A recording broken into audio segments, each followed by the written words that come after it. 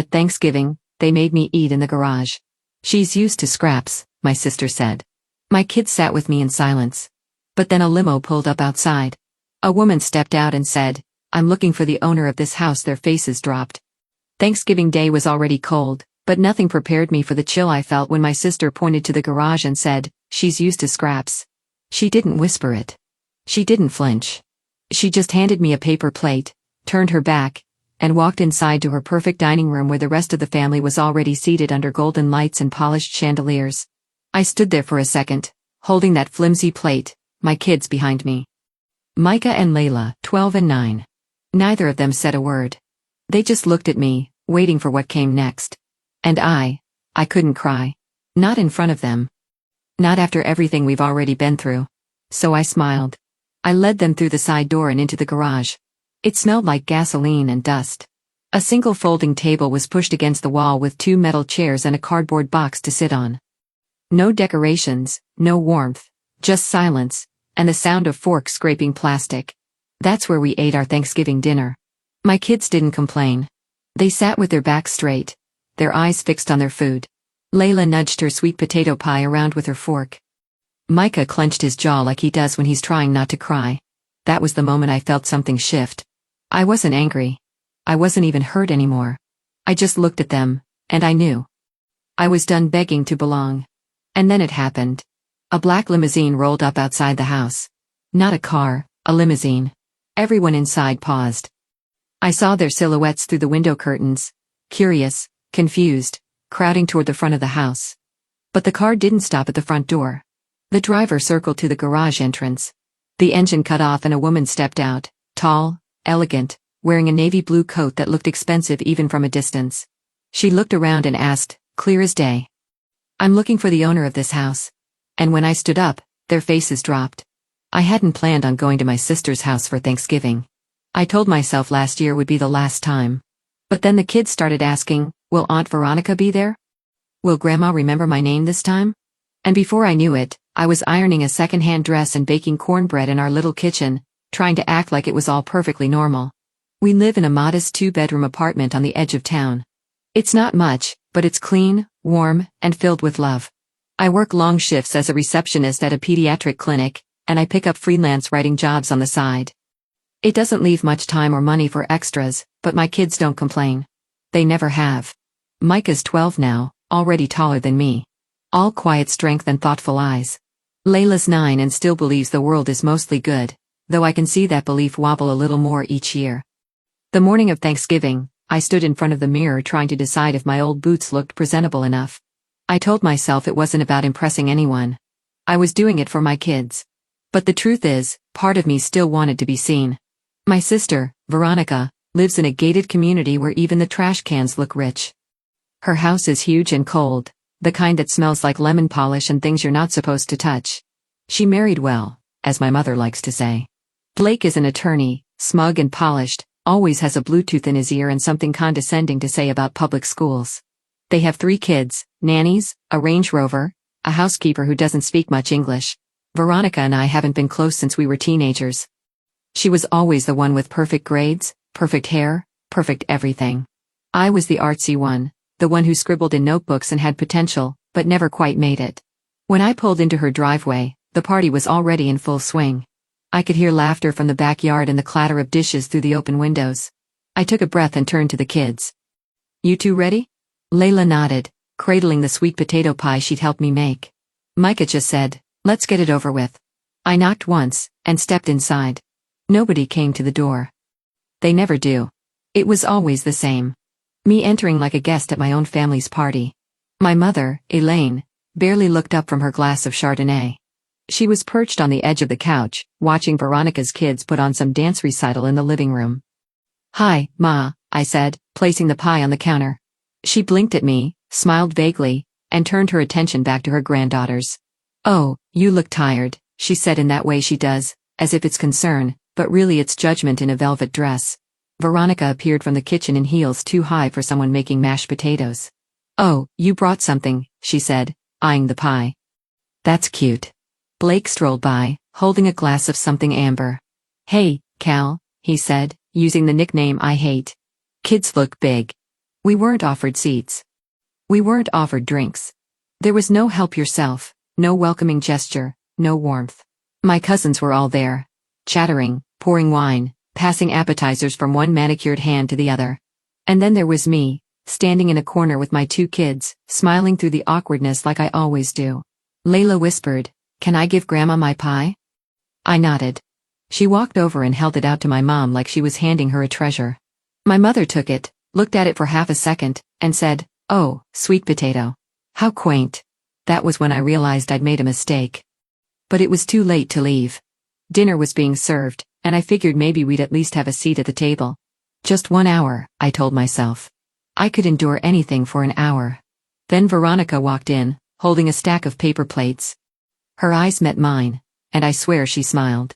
"We're a little short on space," she said loudly, as if she were announcing it to the whole room. "So I set something up for you guys in the garage." I didn't understand at first. "The garage?" I repeated, almost laughing, thinking it was some weird joke. She nodded, dead serious. "Yeah. You're used to scraps, right?" Every conversation in the room stopped. No one said a word. And just like that, I knew I was back where I always was, unwanted, overlooked, shoved aside like a stray dog who got in through the back door.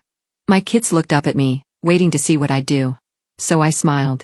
I took the paper plates from her hands and I walked them to the garage. The garage was cold.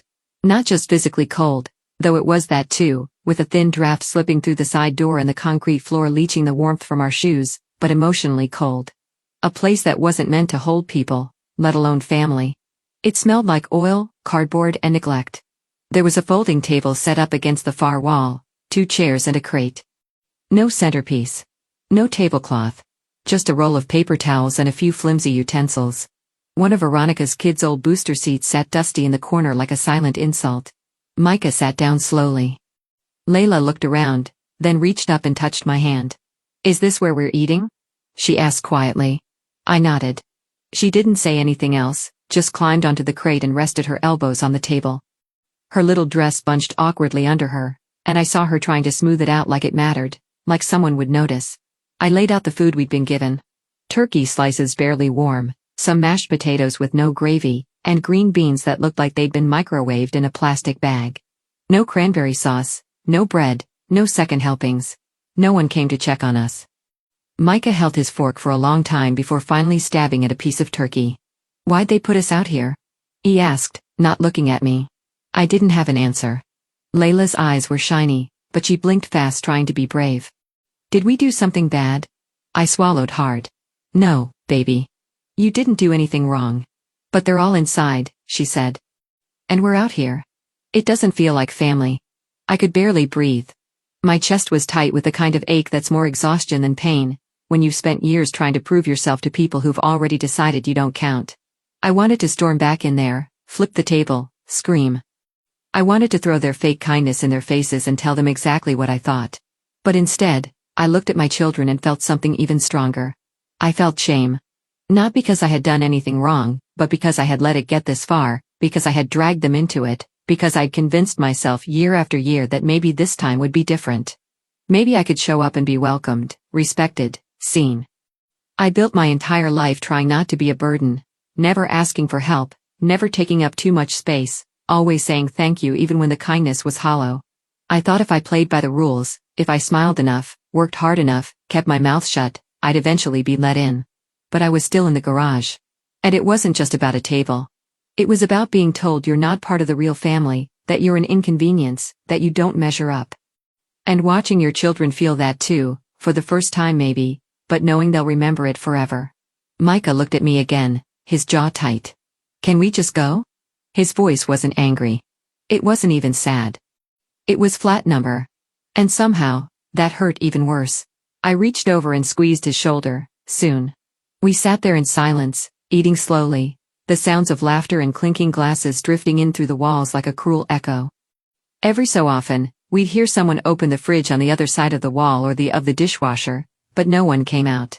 No one checked on us. I heard Veronica's laugh, sharp and bright, like it was coming from a stage. And my mother's soft reply, something about the wine being just perfect this year. No mention of us, not even a fake one. Layla finally spoke. "I miss our house," even if it's little. Micah added, "It's not little, it's just enough." And I could have cried right then, but I didn't. I smiled at them, even if it felt like my face might crack from holding it in. I said, "We'll go home soon. And when we do, we're going to make hot chocolate, and we'll play Monopoly, and we'll be thankful for what we have, not what they think we should want." They both nodded. That's when I realized something I should have seen years ago. This wasn't my family anymore. Blood makes you relatives. Behavior makes you family. And my family was sitting right in front of me. Still, as I started cleaning up our plates and preparing to leave, I couldn't help but glance back at the house one last time. That's when the headlights swept across the driveway. A long, sleek black car pulled up slowly, quietly. A limousine, not a visitor's SUV or one of Blake's work clients. A limo with tinted windows and a driver in a cap. Micah squinted through the garage door's dirty window. "Is that the engine shut off?" We waited. And then the back door opened, a woman stepped out, and everything changed. The limousine door didn't swing open right away. It eased out slow and deliberate, like whoever was inside wasn't in a rush. Like they already knew they had everyone's attention, even from the garage. I stood completely still, my hands clutching the sides of the paper plate I hadn't thrown away yet. The kids had frozen too. Even they knew this wasn't normal. You don't get random limousines showing up in quiet suburban neighborhoods on Thanksgiving Day. Micah leaned closer to the window. "Mom, you see that?" I nodded. The house was suddenly quiet, eerily quiet. Through the tiny glass square in the garage door, I could just make out silhouettes behind the living room window, heads turning, curtains shifting. I imagined every conversation inside grinding to a halt. The driver stepped out first, tall, pale gloves, crisp uniform. He said something to the passenger, then stepped back and opened the door. And then she appeared, a woman, maybe late 60s, early 70s, gracefully aged, tall and elegant, wearing a long navy blue wool coat that practically whispered money.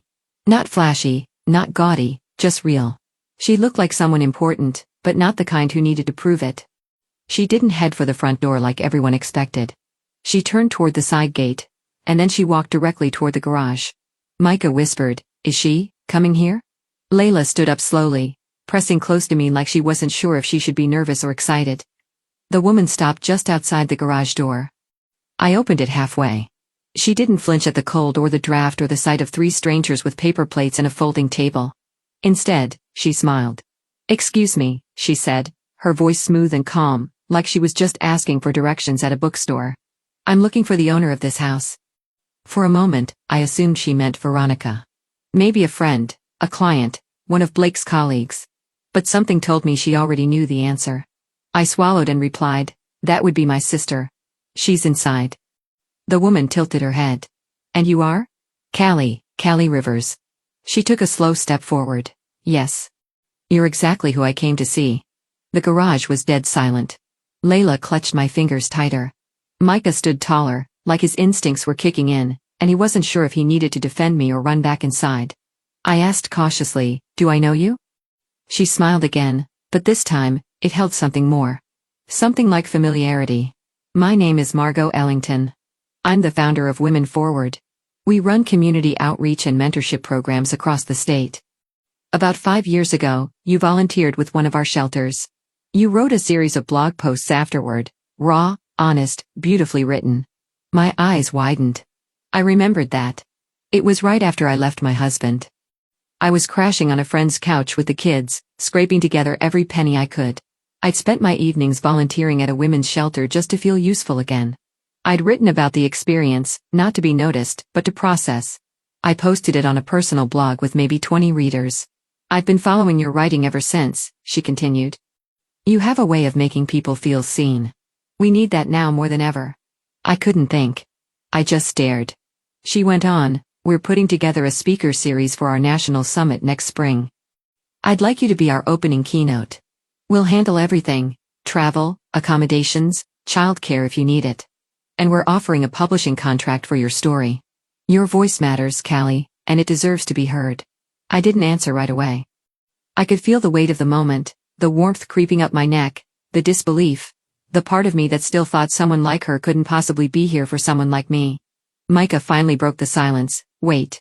She wants you to speak?" Layla turned to me, eyes wide, hopeful. "Because of your writing?" Margot looked at them both and said, because your mom is extraordinary. And for the first time in a long time, I believed it. I glanced back toward the house. I couldn't see their faces, but I knew they were watching. I could feel it.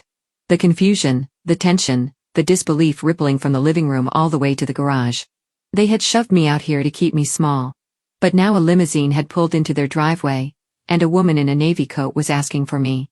I turned back to Margot. I nodded. Yes. I'd be honored. And just like that, everything began to shift. Margot reached out her hand, not in some dramatic over-the-top way, but with the quiet confidence of someone who wasn't just offering an opportunity. She was offering respect. Real, earned, long overdue respect. I stepped forward, my fingers wrapped around hers, and in that moment, something in me stood taller, not out of pride, but out of recognition, the kind that only comes when someone finally sees you for who you really are. I'll grab my coat, I said, almost breathless. You won't need it, she smiled. We'll take good care of you. Micah grabbed our leftovers and held them like precious cargo. Layla slipped her hand into mine again, her eyes glowing like she was watching a movie and realizing her mom was the main character. We followed Margot out to the limo, the cold November air brushing across our faces like a new beginning. As we stepped into the car, I glanced back toward the house. That's when I saw them. The curtains in the dining room were still parted just enough to reveal the entire scene. Veronica stood with a wine glass frozen in her hand, mouth slightly open like she couldn't quite process what she was seeing. Blake hovered behind her, his arm limp at his side. My mother sat at the end of the table, eyes narrowed, trying to make sense of it all. They looked confused, not angry, not embarrassed, just stunned, as if the universe had flipped the script and handed the spotlight to the person they'd pushed into the shadows. The car door closed with a quiet thud, sealing us into a world that, for once, felt like mine. The seats were soft, warm. The lights inside were dim and calming. Margot spoke to the driver through a small window, then turned her attention back to me. We have dinner reservations downtown.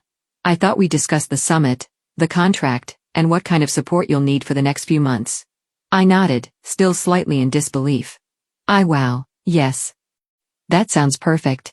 Layla whispered, is this what it's like to be famous? I laughed, not out of arrogance, but with joy that spilled out before I could stop it. No, baby, I said. This is what it's like to be respected. Micah sat across from us watching everything. He didn't say much, but he didn't have to. The way his shoulders relaxed. The way he finally looked proud instead of protective. That was enough. As the limo pulled out of the driveway, I caught one final glance in the side mirror. The house looked smaller now, not physically, but symbolically. It didn't feel like something I needed anymore. I wasn't hoping for a seat at that table. I wasn't fighting to be part of that world. I was building my own table now, one where my kids would never have to wonder if they were welcome. Dinner that night was like something out of a dream. Linen tablecloths, real silverware, warm bread in a basket, and servers who called me ma'am like I mattered. But the real magic wasn't in the food or the service. It was in the conversation. Margot wanted to know my story, all of it. She listened, not to respond, not to correct, but to understand. She took notes when I mentioned the challenges of being a single mom, the way people make you feel like a failure just for surviving. She nodded when I talked about staying up until 2 a.m., writing blog posts after putting the kids to bed. She smiled when I described how Layla helped me color code job applications and how Micah once Googled how to pay rent with no money, because he heard me crying in the kitchen. We need your voice, she said again. People think inspiration has to come from big glamorous lives.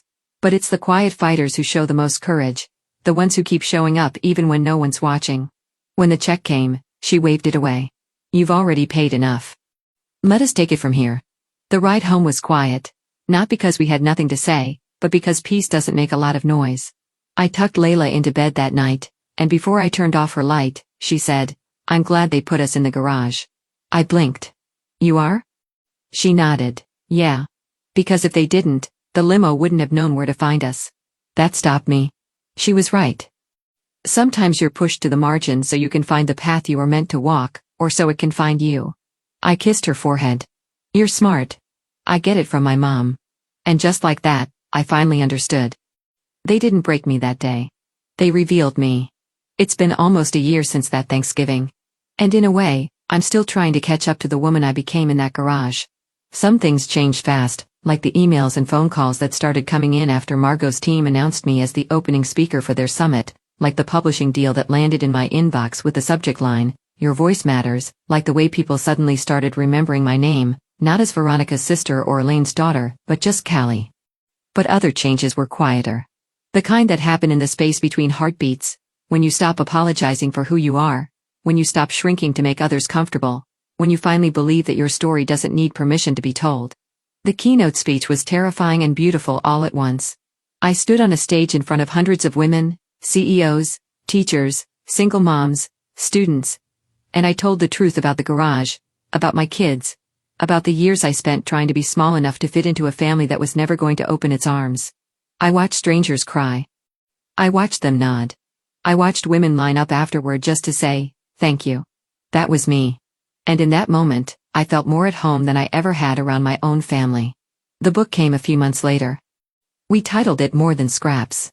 I cried when I saw the cover. My name in bold, not buried in fine print or hidden behind someone else's. My name. My words. My worth. The money wasn't life-changing, but the validation was. Micah started writing too. He keeps a journal now. And last week, he read me a poem he wrote called "Chairs Don't Make the Table." He doesn't say much about that Thanksgiving anymore, but I know it left a mark. And I think he's learning to turn it into something good. Layla's still Layla, curious and kind, always watching. She asked if we could host Thanksgiving this year, just us and a few friends. "No folding chairs," she said, "only couches and pillows and warm food." So we did. The living room was too small for everyone to sit at once, but no one cared. People ate on laps and floors, laughing and sharing seconds. There were candles, music, and love, real love, wrapped around everything like a soft blanket. No one asked why we weren't at Veronica's, and I didn't offer.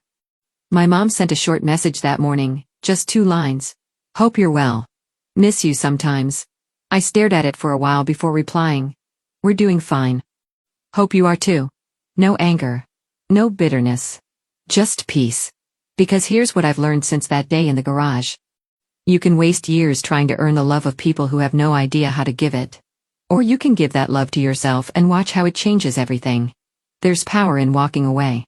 There's power in building your own table. And sometimes, when you least expect it, the world shows up with a limousine and reminds you, just because they didn't see your worth doesn't mean it wasn't there. It was. It always was. And maybe, just maybe, being sent to the garage wasn't the insult I thought it was. Maybe it was the spotlight I didn't know I needed. If this story meant something to you, if you've ever been made to feel small, invisible, or not good enough, I want you to know you're not alone, and you never were. We all deserve a seat at the table. But if they won't make space for you, build your own. And trust me, the right people will show up. If this video resonated with you, please give it a like. It helps more than you know. Share it with someone who needs to hear it today. And if you're new here, or if you felt something real in this story, subscribe to the channel. We tell stories that matter, and yours might be next. Drop a comment below. Have you ever had a garage moment, or a time when everything changed unexpectedly? I read everyone, and I'd love to hear from you.